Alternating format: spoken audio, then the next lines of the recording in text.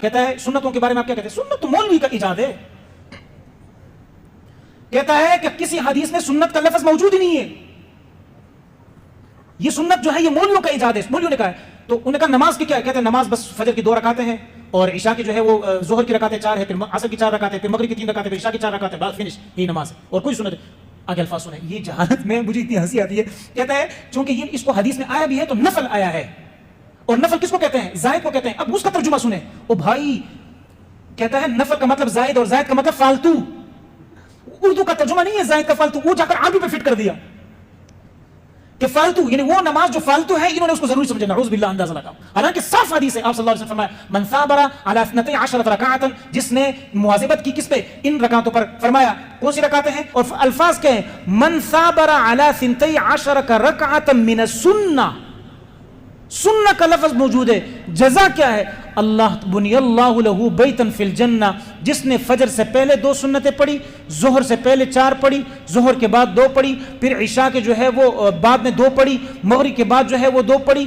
جس نے یہ رکعتوں کی مواظبت کی, نبی علیہ السلام نے سنت کا لفظ استعمال فرمایا, اللہ اس کے لیے جنت میں گھر بنا دے گا. اور یہاں یہ حضرت کیا کہہ رہے؟ سنت کا لفظ موجود نہیں ہے, اور سارے اس کے نیچے شاگر کہہ رہے سبحان اللہ. کیوں؟ سنت ہٹ گئی, لے مائی ماڑے صاحب مزے کرو, شارٹ کٹ میں جنت ہے. وہاں ہم اس پریشانی میں تھے کہ لوگوں کی نمازیں جو قضا ہو رہی تھی تو کہہ رہے تھے کہ 4 رکعت رمضان کے فلانے دن میں پڑھو تو ساری نمازیں معاف ہے. ادھر حضرت نے اور نمازیں معاف کر دی, اور ایک ہمارا پٹھان مفتی شاکر صاحب تھا تو اس نے تو تراویح بھی معاف کر دی تھی, اور اس نے تو سب کچھ معاف کر دیا تھا. جہالت کی انتہا ہے کہ نفل کو اچھا کہتے ہیں نفل فالتو کو کہتے ہیں نا. اب آگے سنیں, قُلِ الْأَنْفَالُ لِلَّهِ وَالرَّسُولِ, کہو کہ انفال اللہ اور اس کے انفال وہ مال جو مال غنیمت سے ہٹ کر ایک خاص مال کی وہ ہوتی ہے. فرمایا یہ اللہ اور اس کا رسول ہے. اس کا مطلب یہ ہوا کہ انجینئر کی بزبانی کہ یہ اللہ اور رسول کو فالتو مال چاہیے. آپ سب حضرات مجھے بتائیں ابو کس کو کہتے ہیں؟ ابو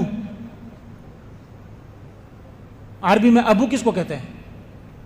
او بھائی, ابو کس کو کہتے ہیں؟ والد کو کہتے ہیں نا.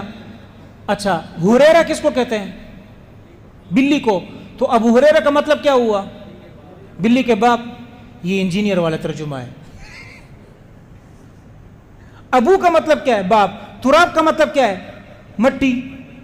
تو کیا ترجمہ ہوا؟ مٹی کا باپ. یہ حضرت علی کے لقب انجینئر صاحب کے زبانی.